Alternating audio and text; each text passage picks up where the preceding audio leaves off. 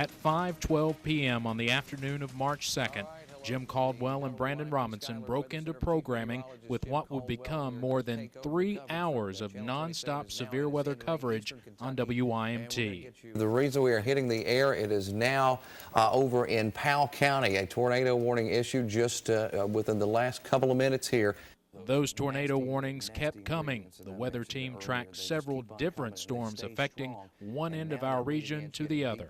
Reports coming in that there is a tornado on the ground, and looking at that radar signature, I'll tell you what, I just about bet my bottom dollar that that's the case, and it is headed right toward Morgan County. If you are in West Liberty, please get into a safe location. This is a life-threatening situation. The tornado is going to be in that general location, and that means it could run smack dab into the city of Salyersville.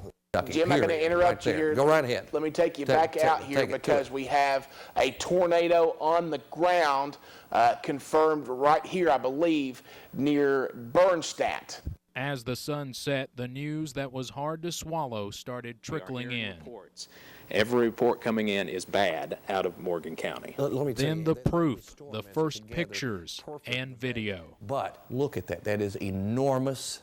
Just a monster of a tornado for this area, especially. By the 11 o'clock news, a state of emergency had already been declared in Kentucky. Good evening, everyone. I'm Steve Hensley. First on Night Watch, a deadly outbreak of tornadoes and severe storms has left a devastating mark all across Kentucky tonight. Even at this late hour, the full extent of the damage and the number of dead is not known. The first video from downtown West Liberty looked as though a bomb had been dropped in the heart of downtown. We could see it forming and twisting, and we stood in our yard and watched it twist over, and it came right towards West Liberty. And you knew when the sun came up, it would reveal unbelievable destruction not seen on a widespread scale in eastern Kentucky since the great floods of =57 and '77. The scope of the disaster hit me at the end of that 11 o'clock newscast. It's been a long night, but we all here still have our homes. Some folks out there are homeless tonight and injured, and our hearts go out to you. It's been a tough night, and our thoughts and prayers are with you. 24 people died in Kentucky on March 2nd. Half of those deaths were in Morgan and Laurel counties. Other deaths occurred in Johnson, Kenton, Lawrence, and Menifee counties. A woman was also found dead in Pulaski County after she apparently got trapped in a closet while taking shelter from the storm. Some of the victims were only teenagers. Others were elderly. Incredibly, no one died in Magoffin County, but an area known to some as Restaurant Row near the Mountain Parkway was hardly recognizable. I just thank God that He brought me through it. I just thank God for being able to be here to talk to you. It just amazes me that something like this would happen in eastern Kentucky. County and state officials could not believe the destruction, but vowed to rebuild. I'm breaking down. I'm physically healthy.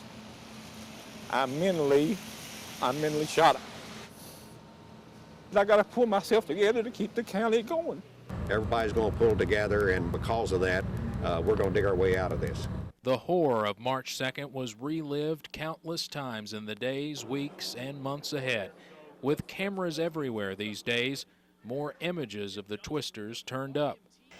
Lord be with us. Lord, direct that thing around us, please. Dear God in heaven. Lord.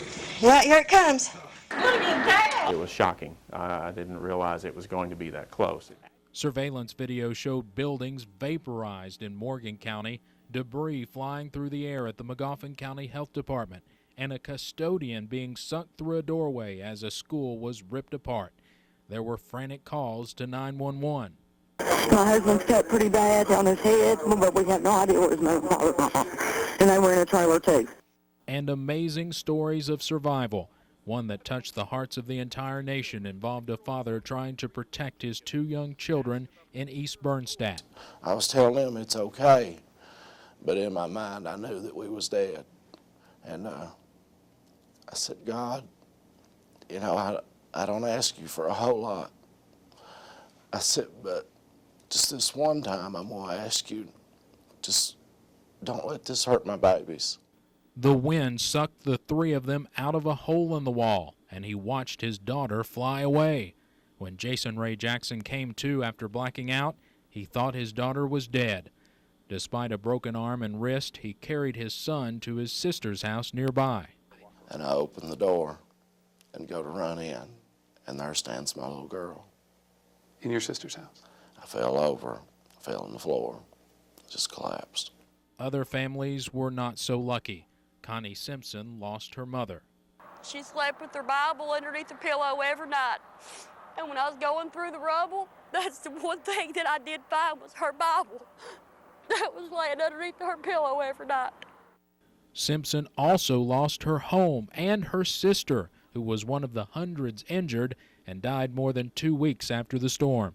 State officials say more than 2,800 homes were damaged. Of those, 810 were destroyed. FEMA approved millions for repair projects. And as always, Eastern Kentuckians pulled together to help their neighbors. A telethon on WYMT raised more than $200,000 for relief efforts. A check for $50,000. Whoa! Can I shake your hand on that one? In the months following the storms, we brought you story after story of people rebuilding their homes, businesses, and lives.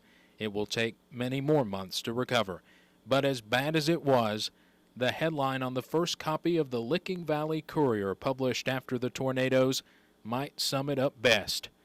Thank God for sparing so many.